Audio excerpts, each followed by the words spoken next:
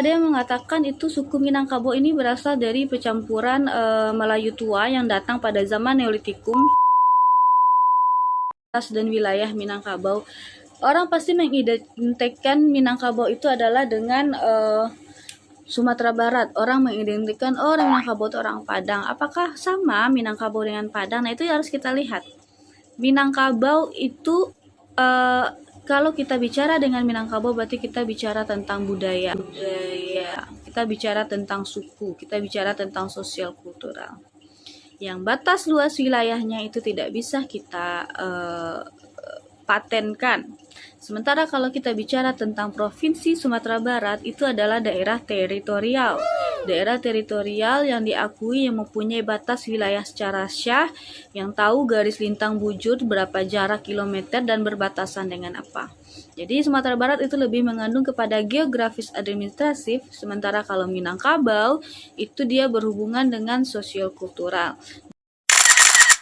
Lihat di dalam Tambo itu, Minangkabau itu dilukiskan batas lingkungannya itu meliputi wilayah bagian-bagian yang disebut seperti riak yang berdebur, sehiliran pasir nan panjang, yaitu dari Bayang ke Sikilang Air Bangis, perbatasan Sumatera Utara, lalu dari timur sampai air Tarata Hitam, Indragiri, lalu sampai ke Sialang Balanta Besi, batas dengan Pelawan. Daerah yang ada di Minangkabau itu adalah Dare yang pertama.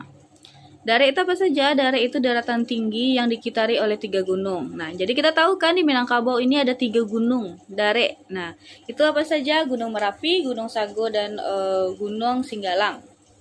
Nah, masyarakat meyakini bahwa sebenarnya masyarakat Minangkabau ini, orang Minangkabau ini orang dulu-dulunya, Tambonya juga meyakini bahwa orang Minangkabau ini berasal dari Satitiak Gunung Merapi.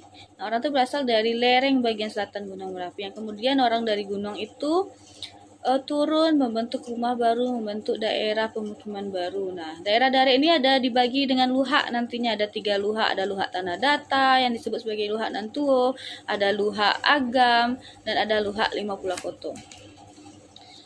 Selain Dare, apalagi Dare, daerah Pasisir, ada lagi Rantau. Jadi 3 daerah di Minangkabau itu mengenal ada pembagian 3 daerah, Dare, Rantau, Pasisir. Kalau Dare itu adalah perbatasan tinggi, dataran tinggi. Kalau Pasisir itu adalah yang berada di sekitaran pantai, ya, sekitar pantai. Kalau Rantau itu merupakan wilayah kultural yang berada di luar daratan Minangkabau. Misalnya nih kita orang Minangkabau pergi ke Jakarta atau pergi ke luar negeri. Nah, orang yang di luar negeri yang tidak berada di daerah yang lingkup Minangkabau itu, dia tetap dibilang sebagai orang Minangkabau. Cuman dia lagi berada di daerah rantau. Berpatokan atau berpijak kepada sistem matrilineal. Itu dikarenakan kita tahu sistem matrilineal adalah sistem kekerabatan berdasarkan garis ibu. Jadi di sana baik kakak itu dan suku dan yang lainnya itu ditarik dari garis ibu. Nah, kalau untuk segi identitas agama sendiri, nah sampai saat ini sejauh ini identitas Minangkabau itu sangat erat, sangat dikaitkan atau sangat disimbolkan dengan identitas agama Islam. Kenapa? Karena semboyan yang kita gunakan Minangkabau itu adalah adat besyandi syarak besyandi kitabullah. Dimanapun orang misalnya berada orang Minangkabau itu dikenal dengan adalah orang yang paling dekat dengan agama, orang yang sangat religius, sangat mempunyai nilai-nilai ketuhanan agama Islam di dalamnya.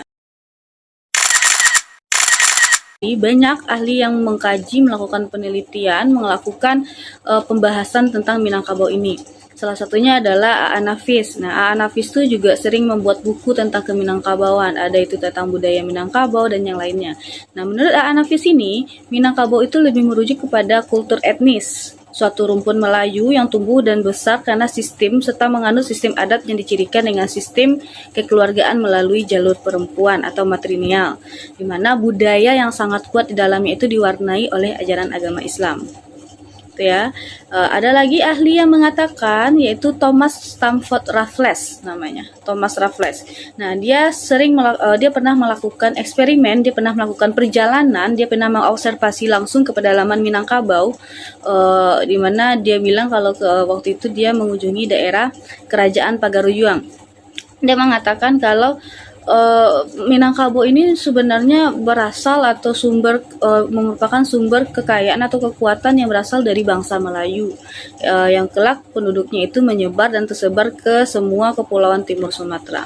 Dari Van der Tuk itu, dia profesor Belanda, dia mengistilahkan Minangkabau itu dengan Pinangkabu. Pinangkabu itu dia merupakan tanah pengkal, tanah asal atau tanah leluhur. Ada juga ada dari Profesor Muhammad Hussein Nainar, dia guru besar dari Universitas Madras. Dia mengistilahkan Minangkabau itu dengan Menon Chobos. Menon Chobos itu dibilangnya adalah tanah mulia atau tanah murni. Ada lagi yang bilang itu Profesor Sultan Muhammad Zain. Dia berasa Minangkabau itu berasal dari Binanga Kanfar, yang artinya itu adalah muara Sungai Kampar.